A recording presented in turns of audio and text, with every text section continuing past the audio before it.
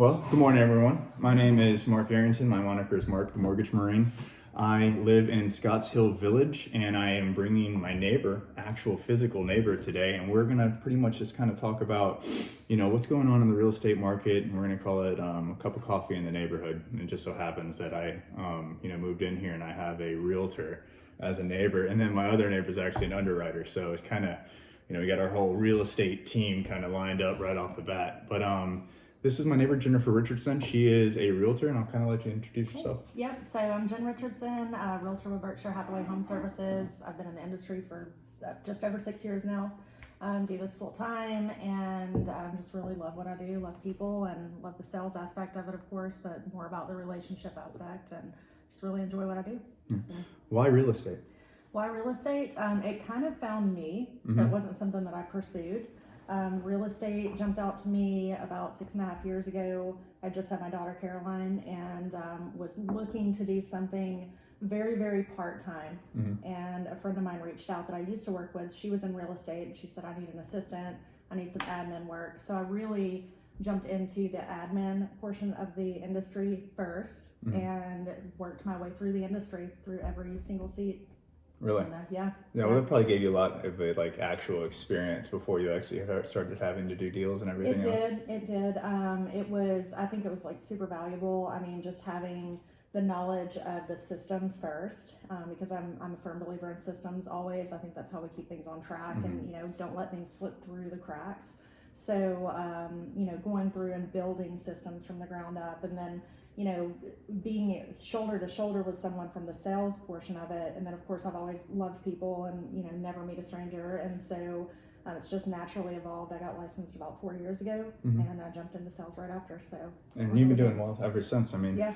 I think you had a pretty good last year, right? I had a good last year. Yeah. Last year, you have a lot more experience in real estate than I do, because I've only been doing this now. May will be my 2-year mark. Really? Yeah, Okay. which I've touched a ton of stuff because I'm pretty aggressive with what I do. So I've probably done 100 loans, I think, almost. Yeah, So that's a lot. Yeah. So but as far as experience goes, one thing that I've kind of found about real estate is it's like every single transaction is unique, because people are unique, and then their backgrounds that led them to whenever you meet them is all unique, right? Yeah. Like we've Yeah, always had definitely. like a couple characters, right? And it's like really good people. I've gained friends that For sure. were customers and now we're friends. So I definitely think there's something to be said about, the real estate world it's intimate, because it's yours. You're buying a home. Yeah. You know what I mean? So Definitely. And it's where you spend your time with your family, and where you go to unwind after whatever they do for a living. It's where they go to unwind and kind of seek that solitude or whatever they need. So it's where we gather with our friends and do what we do. So you're pretty much the neighborhood's realtor, right? Yep. Not intentionally, but it just kind of worked out that way. Yeah. So Mark, I think I told you this, but when we chose this neighborhood, it actually came from I sold 2 houses in the neighborhood and helped other families relocate to this area. And the first one, I was like, gosh, I really love this neighborhood. I'd love for my daughter to grow up here.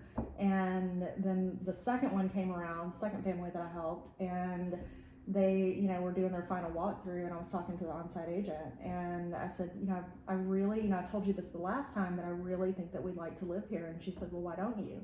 It's like, I don't know. I'm not moving. I'm not going to go through that process. And she's like, Jen, you're the best person for it. You do this with other people all the time. Like, why don't you guys move? And I was like, let me go talk to my husband. And Isn't that funny, right? Yeah. I'm like, cobbler's kids have no shoes. Yeah, The realtor's never moving. Right. And so we ended up, thankfully securing a lot right beside you guys. So Yeah.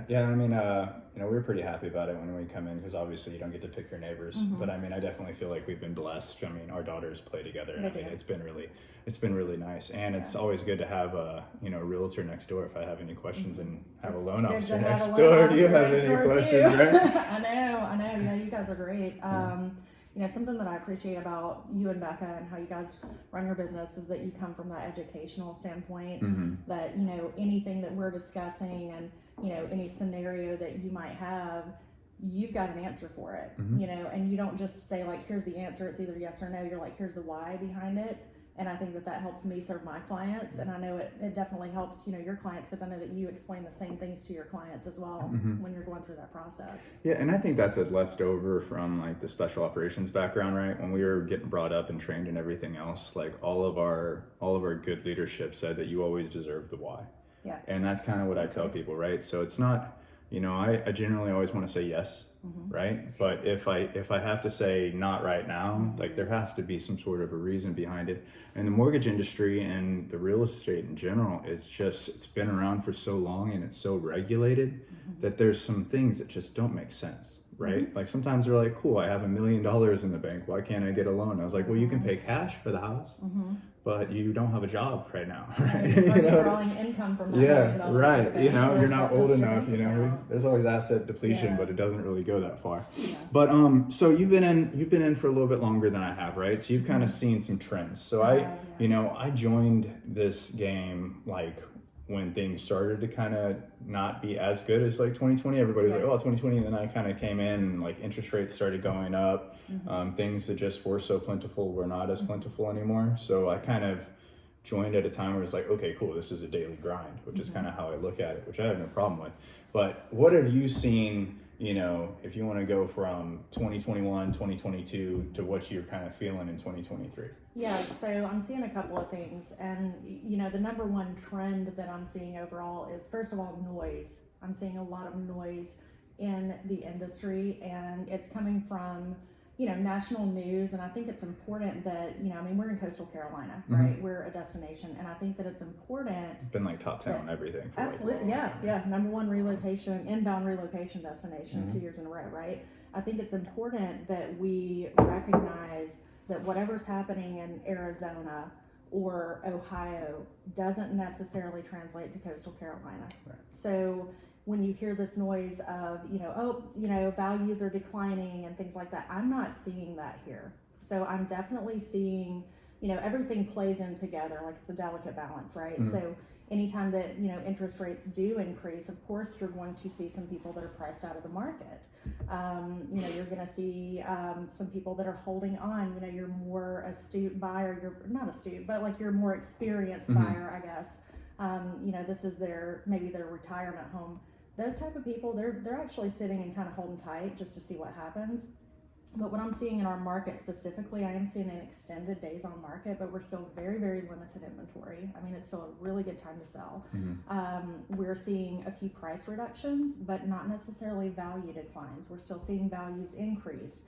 The reason I believe anyway, that we're seeing price reductions so much is that people are pricing their homes as if it was 2020, 2021, where you could sell their mindset hasn't changed with the market. 100%. Yeah, definitely. I see that in my game too, right? Like when I tell them what the interest rate is on today's interest rate, they're like, oh man, it's not 3% anymore. I was like, man, you're about 2 years late. Yeah, you know and, what I mean? and that was an anomaly. I think that was the something that happened to keep the economy stimulated during a pandemic. Yeah. So, it served a lot of us well. I refinanced a house and got a really great rate on it, and I'm grateful for that every day. But I would never expect that rate, to be in today's market. Right. And, and people understand that too. And, speaking to those buyers that came into the market, or they're coming into our market, some are using cash, so it doesn't matter. Rates don't matter. And those are the people that are able to get really good deal, quite frankly.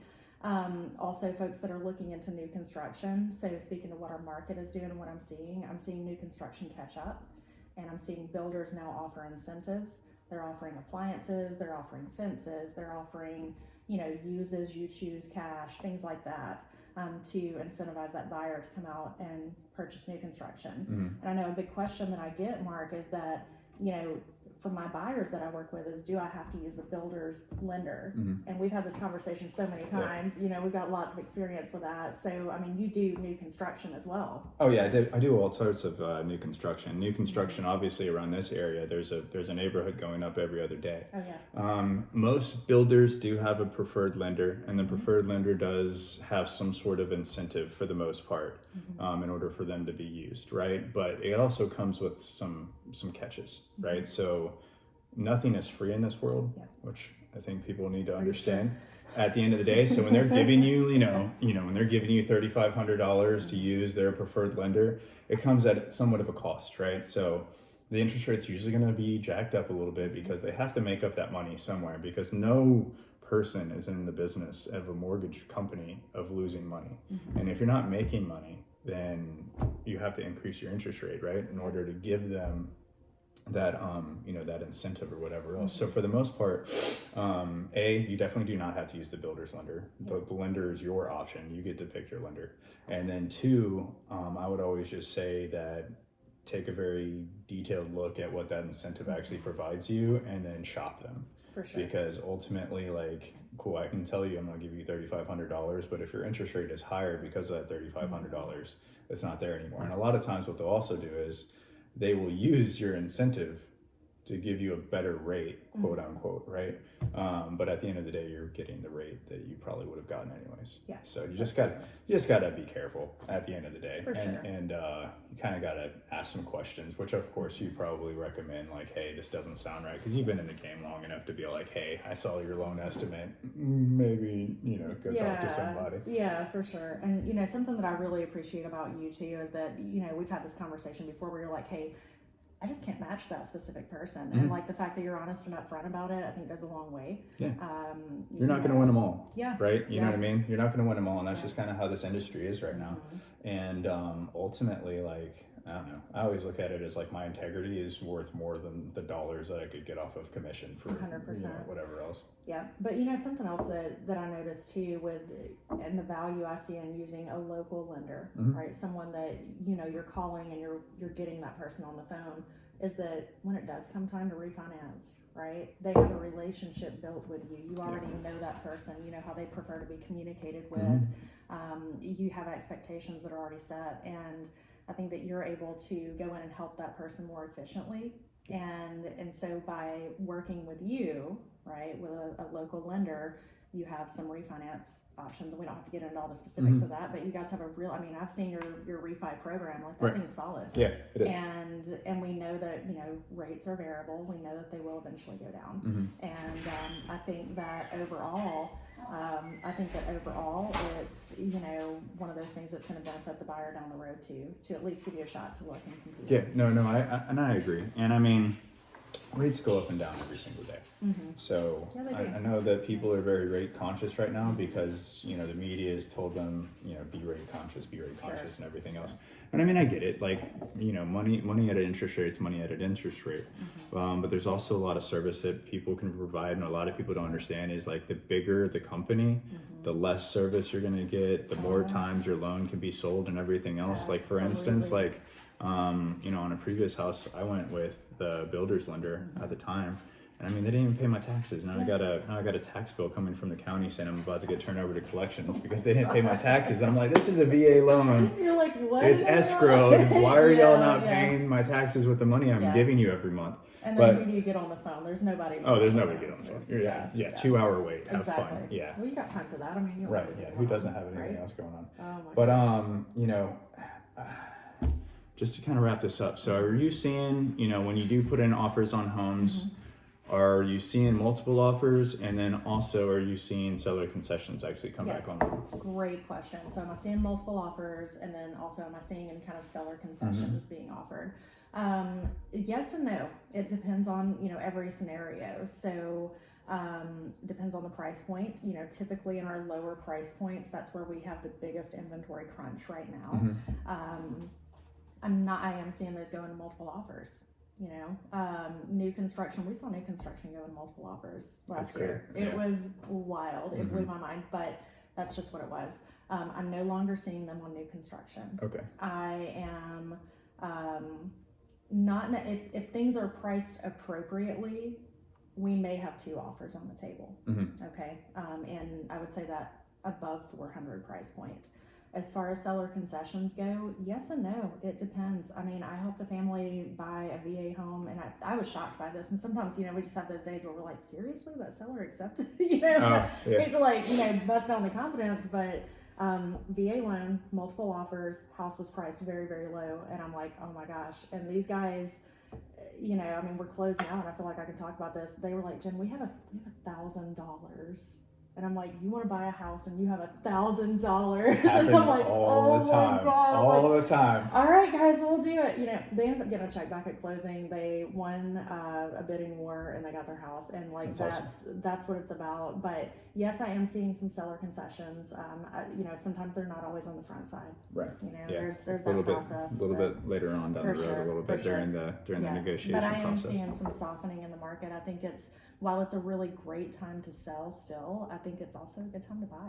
Yeah. So yeah. I mean, balance. you know, I ultimately always look at it as like, would you rather own your house or rent a house? And if you 100%. rent a house, you're just paying off somebody else's It's mortgage. 100% interest rate. Right. You know, I mean, I get it. If you're gonna be like if you're transitory, right? You're gonna be here for like, cool, I'm in Wilmington for 6 months, then it doesn't make sense. And also coming in, relocating, I think it's really wise to rent for, 6 months. Yeah, figure out where you want to be. Yeah, absolutely. 100%.